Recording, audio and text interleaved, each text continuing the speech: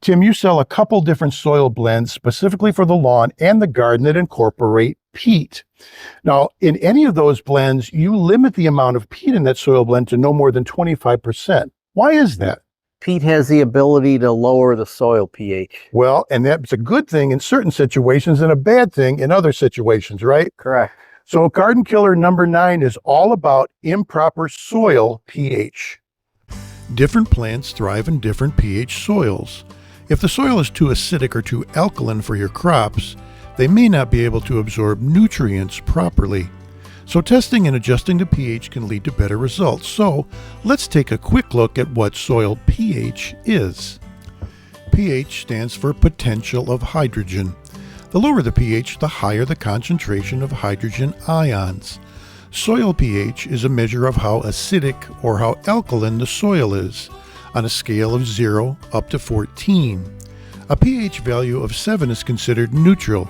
Values below 7 indicate acidity, and values above 7 indicate alkalinity. Soil pH affects nutrient availability, microbial activity, and overall plant health. Most plants thrive in a slightly acidic to neutral soils, somewhere between 5.7 and maybe a pH of 7.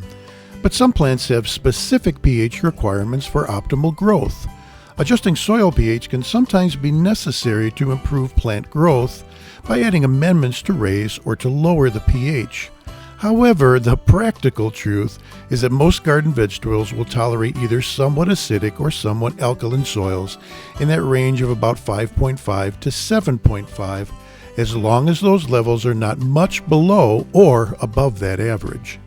So here's some examples of some common garden vegetables that tend to prefer a slightly acidic soil. Peppers grow best in a slightly acidic soil, which enhances their flavor and reduces the risk of diseases. They also need warm conditions, but maintaining the right soil pH ensures that the plants are healthy and tasty.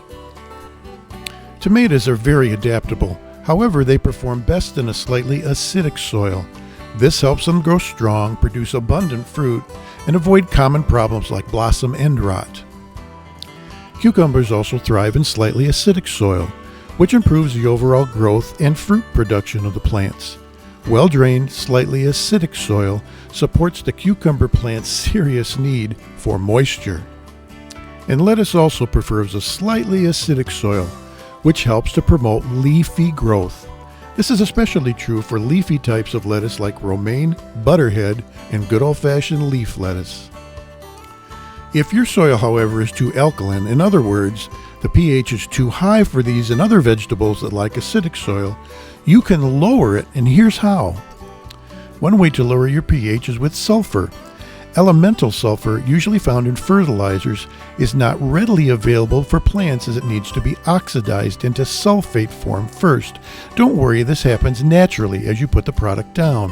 However, a fast-acting pelletized sulfur, which is still a form of elemental sulfur, will probably get you the quickest results. But I will caution you, go slow.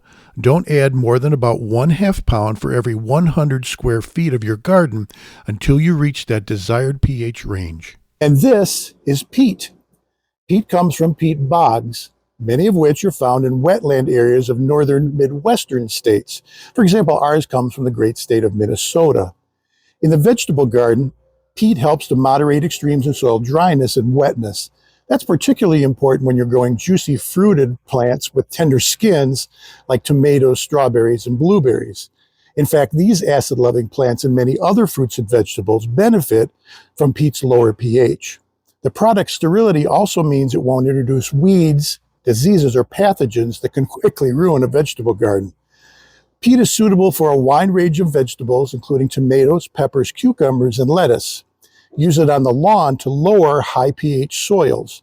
For example, we use peat in our peat garden mix. One thing I do like a lot about peat is it will retain 25 times its weight in moisture. So if you're worried about retaining moisture in your soil, peat may be exactly the product that you're looking for. And you may have heard about the coffee ground option when it comes to lowering pH soil. However, the pH of coffee grounds is usually around 6.5 to maybe 6.8, which is considered very, very close to neutral. So despite this popular belief, coffee grounds are not acidic enough to noticeably lower your soil pH. One of our other options will be a much better choice for you. And at the other end of our pH scale is alkalinity, or high pH soil, soils that have pHs greater than 7. So here's a few common garden vegetables that seem to prefer a more alkaline soil. Asparagus is one of those plants that thrives in a slightly alkaline soil. The soil should also be well drained and rich in organic matter for those healthy spears and long-term growth. Remember, this is a perennial plant. It'll come back year after year. Onions too will grow in a slightly alkaline soil, which promotes healthy bulb formation and reduces the likelihood of fungal infections. And garlic is another one of those plants that will thrive in a slightly alkaline soil. Alkaline soil helps to grow large and very flavorful bulbs. A slightly alkaline pH also discourages fungal disease like something called white rot. And beans are another garden plant that grow very well in an alkaline soil. These are also nitrogen-fixing plants, meaning that they can actually improve soil fertility by converting atmospheric nitrogen into a usable garden form. So okay, if you find that your soil is too acidic for the vegetables you want to grow, here's a few ways you can increase the pH. Probably the most common way to raise your soil pH is by using lime.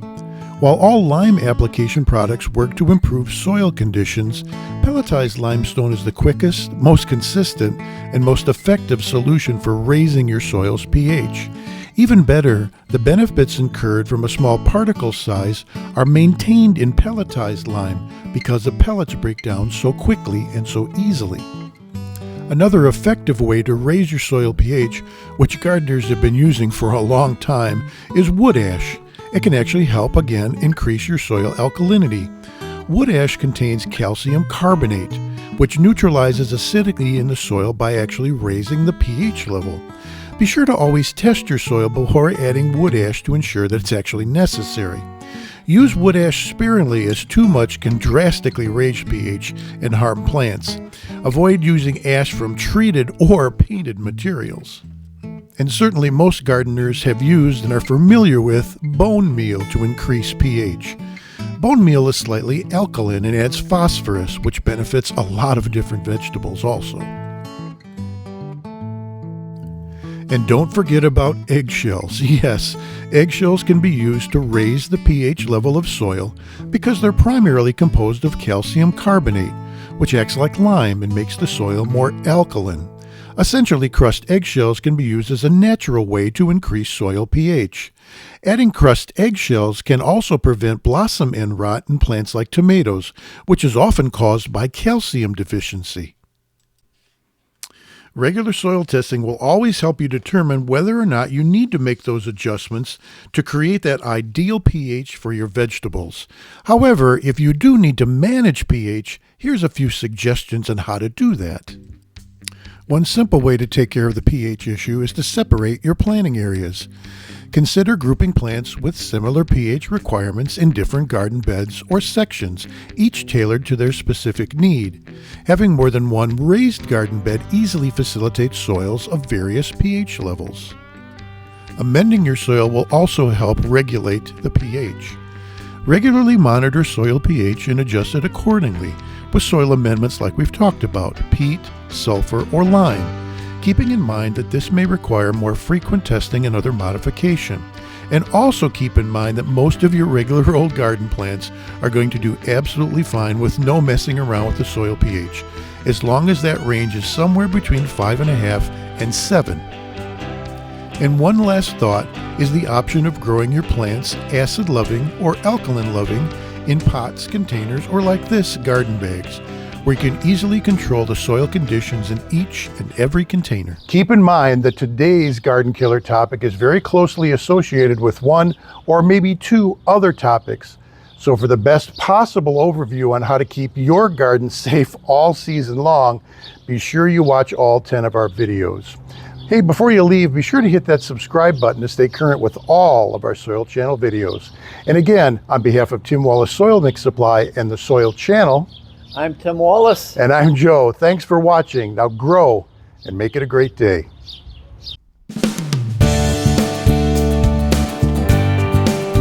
On the website, you're able to see all the different soil blends we have for the lawn, the garden, planting areas, and even golf courses. Also, you'll be able to see what component products we put into each mix, information about those products, and the ratios of every one of our mixes. Under About Us, be sure to check out our blog posts. Great information about caring for the lawn and the garden.